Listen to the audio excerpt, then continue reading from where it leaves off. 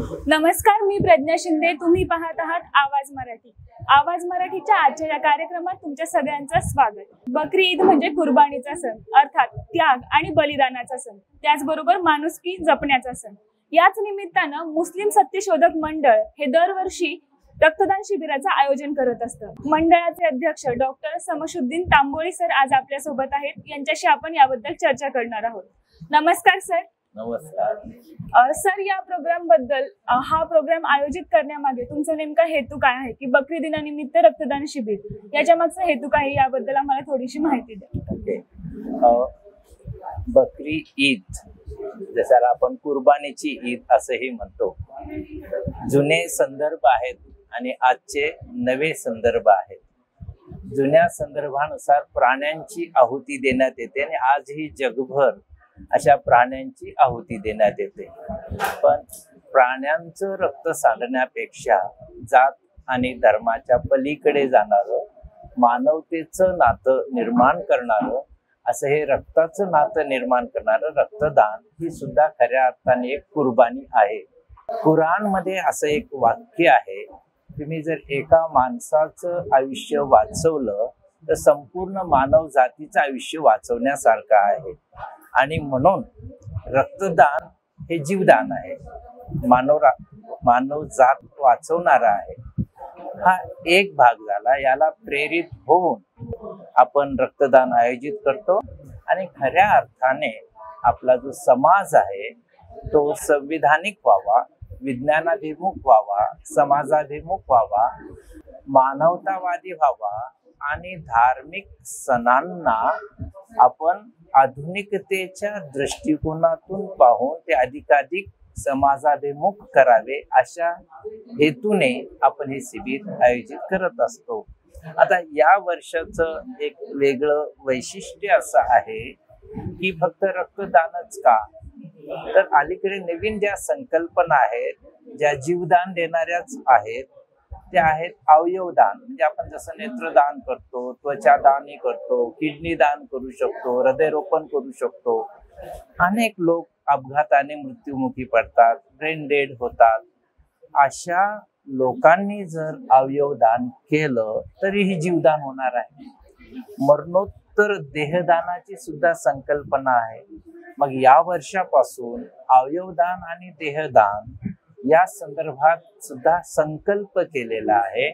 त्याचे बाबतीमध्ये जनजागृती आपण करणार आहोत आणि खऱ्या अर्थाने म्हणजे कुर्बानी म्हणजे स्वतःच देणं, त्याग करणं, बलिदान करणं, या नव्या अर्थाने आपण ही ईद साजरी करतोय. मी गेले 10 वर्षापासून इथे ब्लड डोनेट करते आहे आणि हा जो सण आहे तो समाजाभिमुख, विज्ञानाभिमुख आणि मानवताभिमुख व्हावा यासाठी मंडळ आणि आम्ही प्रयत्नशील असतो.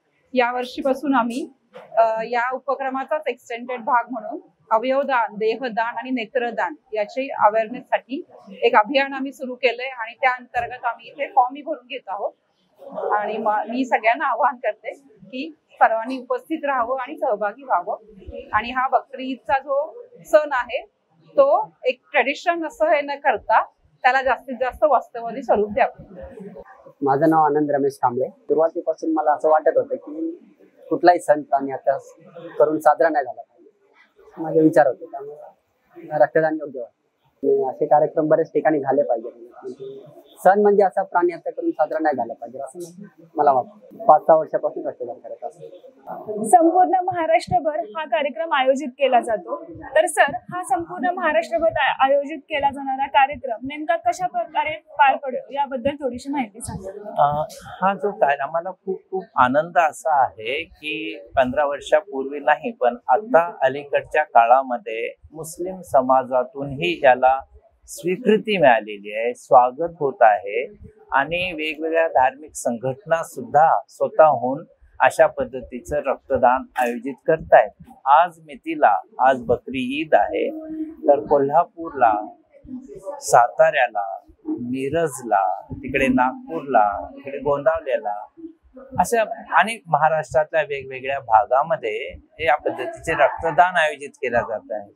तर हा आपल्या सर्वांच्या दृष्टीने एक अत्यंत महत्त्वाचा उपक्रम असा ठरतो. ज्याला आधुनिक आयाम आहेत, पर्यावरणाच्या दृष्टीने काही महत्व आहे, या सगळ्या गोष्टी आम्ही लक्षात घेऊन हा उपक्रम सुरू केला आणि आम्हाला अत्यंत आनंद आहे की याला उत्तम प्रतिसाद मिळतोय.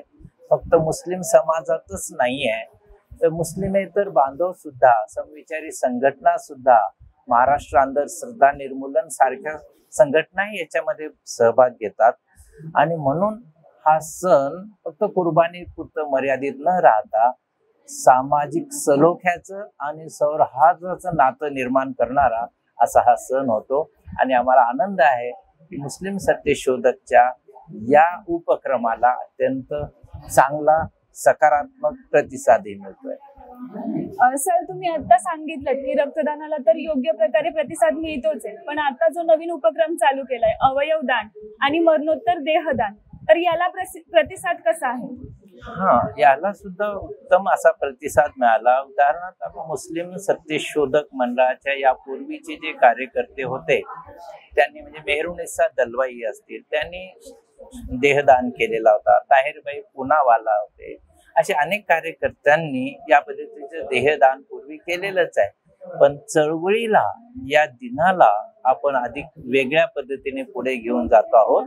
तर अवयवदान करणं यासाठी आता तरी आम्ही एक संकल्प केलेला आहे, जनजागृतीची मोहीम आखलेली आहे आणि लोकांच्याकडून अशा पद्धतीचं आम्ही संकल्प पत्र तयार केलंय, तेही लोक भरून देत आहेत.